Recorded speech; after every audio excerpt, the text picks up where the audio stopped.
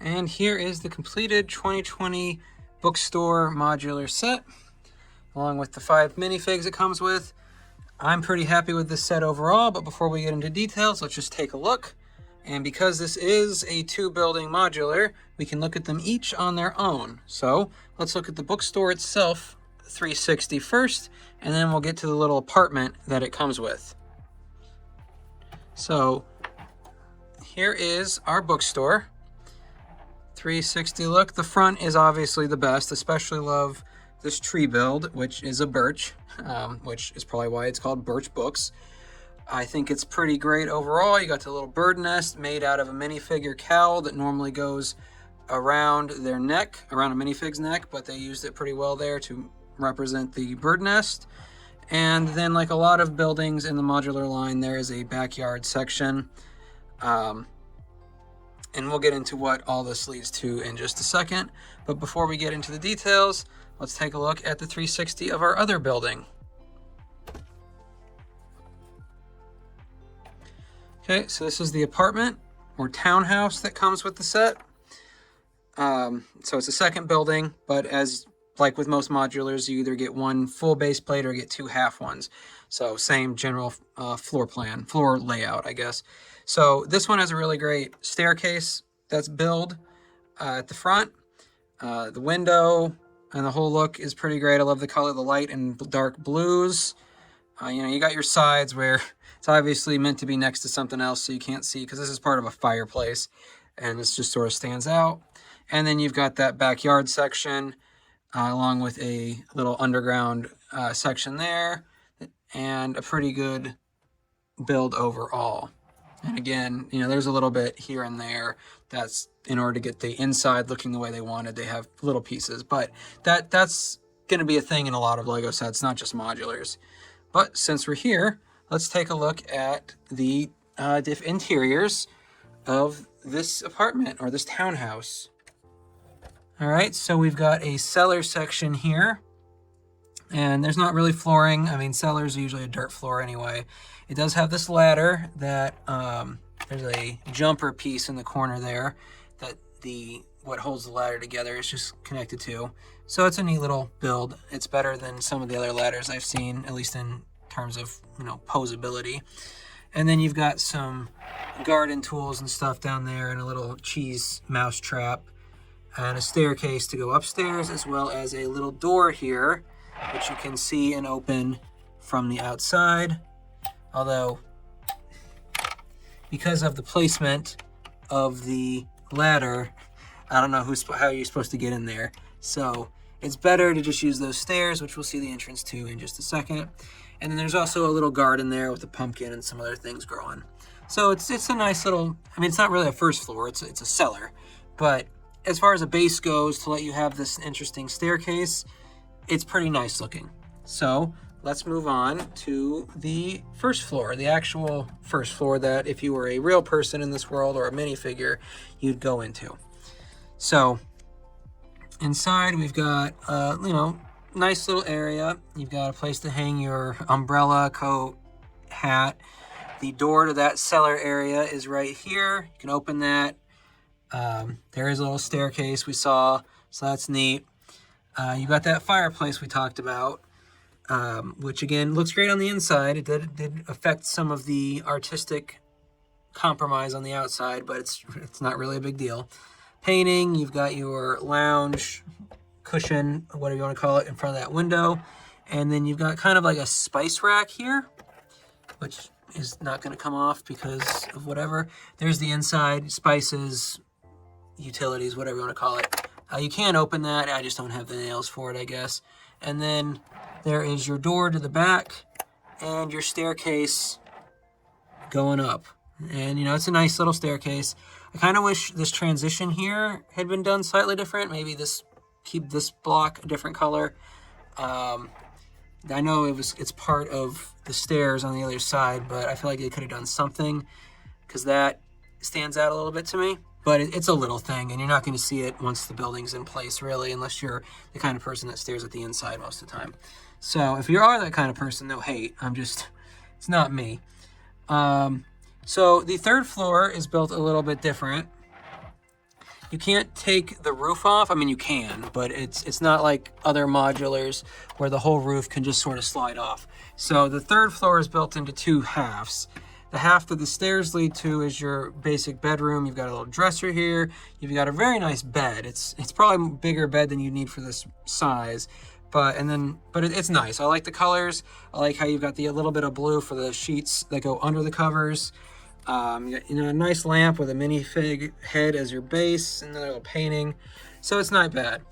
The other side, and I'll just place it to show you. The other side goes on like this. And I mean, it fits the bill. If you were actually walking through this, it covers you going upstairs. And then if you were coming from the bed area, you'd be able to exit onto this little porch or patio here. And it uses these nice pieces. They're decorated. They're like vine kind of look, or S's, however you want to think of it. But it's pretty nice overall. I mean, if you had if I was living in a townhouse like this, it'd be a nice little extra. But on the whole, it's a nice little house build. I actually like these kind of apartment townhouse builds when they're included. I mean, they're not my favorite thing with modulars, but they are not bad at all. Because not every person's going to have a full house like some of the other builds I plan to get to. But I like these because while the bookstore is the main draw of this set, which we're about to get to, not every bookstore is Books A Million or Barnes & Noble or whatever. A lot of them are smaller. So having one with a smaller footprint makes sense to me. And if I get a building like this in the process, great. All right, so here's the bookstore. Again, here's the 360 view. You got your front with that birch tree. Side is pretty consistent. This is actually supposed to be the same orangey color, but my set didn't come with an extra one of these, or not extra, but all the 1x6s it was supposed to. So I found that brown one. That's, it's not really a dig at the set itself. That just happens. A little backyard area with a little patio, a little bigger than the other one, or at least longer. It might not be as deep, but whatever. Then, another side. These brown are supposed to be brown. And then the roof or top floor looks really great. They really did well with that, with these swooping designs and the roundedness of it, which I know isn't as novel today as it used to be, but it's always great to see. And I really like the colors. I did enjoy the blues on the other, but reds and oranges are a little more up my alley in general. So let's take a look at each floor, starting with the base. So on the outside, you've got, I don't know if that's on sale or free books or whatever, but you've got those behind the tree. Then inside, the staircase, which is repetitive, but it's really simple steps, so I didn't really notice it. Plus, they break it down into chunks when you're building it, so you're not just building 10 steps at once. They're usually combined with a little other stuff going on. This bookshelf, I actually think is very nice. It's got some stuff sticking out of it. It's got different colors for different book bindings and so on. And then even some spacing here and there, because not every shelf is going to be completely stuffed to the brim. So I think that's pretty neat. It's a little hard to see, but there is another shelf under the stairs and that landing there. And then you've got your checkout. So that's pretty good. And then you've got these black fence pieces. And what I plan to do is to actually include some books that I have. Because, there's in addition to the thicker minifig holding book, you've got the ones from like the old Harry Potter sets. And I feel like it wouldn't be that hard to at least display some of them in these openings here. Because otherwise they're just kind of empty space. So while I wouldn't expect them to throw in a bunch of books like of the minifig holding or the out-of-print Harry Potter ones, I do think adding something there would use the space a little better. That being said, there's one more shelf on the landing here, a small one, but it's there. So again, I think you could add more books to your bookstore. If this was my bookstore, I guess it'd have to be like really rare books that go for hundreds of thousands of dollars each in order to make rent each month. But on the whole, it's fine. You can go, your minifigs can go in and find some books, and that is kind of the point of a bookstore. So let's take a look at the second floor now, which is the first part of the living area. So again, you can see more of those stairs, more than even on the first floor. And it is, again, they broke them up. I never felt like I was in a rut because it's the same 1, 2, 3, 4, 5 pieces over and over. So, but it's fine. You've got your grandfather clock there, which is pretty neat. At first, when I was building it, I didn't realize what it was going to be because you don't add this top part with the actual clock for a little while. But once it comes together, it's great. You've got a recliner. That's a pretty interesting build, and the back actually reclines. Little lamp here, carpet, and then you've got your door to the patio. So it's just a neat little area. You know, it's a good reading room, and if you own a bookstore, you probably like to read. So there's that. The third floor, which is the bedroom, is built somewhat similarly to the other building in this set. That being that the roof doesn't come off as its own section the way a lot of other modulars do, but instead it's 2 sections of the top floor not break apart, or pulled apart. But there's not much up here. I kind of wish there was a little more somewhere, probably over here. But you got another bed. I think the bed in the other building was a better build. They're very similar builds. There's not like a ton differentiating them. The other one had a footrest though, and just looked a little nicer. But you've got a little terrarium for a lizard there. And that's really it. Again, I would probably add some more to it. And I might eventually. It's not high on my list, but it's something. If I have some furniture or something lying around from another build that I'm working on, I could see putting it in here. And then that just closes down like that. And I really like that roof. Again, like I talked about earlier, how curved it is on the front. And then you got a more traditional angular bit on the back. So that is our second building. Let's take a look at the minifigs. All right, so we get 5 minifigs in this set. On the packaging, this lady is coming out of the bookstore, so I guess she's the bookstore owner by default. I kind of thought it'd be this lady. She kind of fits that bill a little more, and she's got a little more of that traditionally bookish look, I guess. But, you know, whatever. They're minifigs. You can make them do whatever you want. Then you've got outdoorsy George Lucas. That's the first thing that came to mind. The face isn't quite right, but the beard and plaid shirt is. You've got a kid with his plane, and then you've got a book lover. And that's one of those books. Moby Brick is his book, by the way. That's one of the books I was talking about. I wasn't expecting them to throw in a bunch of these for this set, but something to be like in that little display area, like I mentioned. So again, as far as these modular sets go, this is a fine set of minifigs. Yeah, I guess you could kind of put them together as like a family here, and then the bookstore owner and a customer. He's got a flower. He's part of his official build instructions, so maybe he's trying to rizz up the bookstore owner. I don't know. But however you want to put it, those are the figs. No vehicles or anything. No outlandish other builds. No separate builds from the buildings.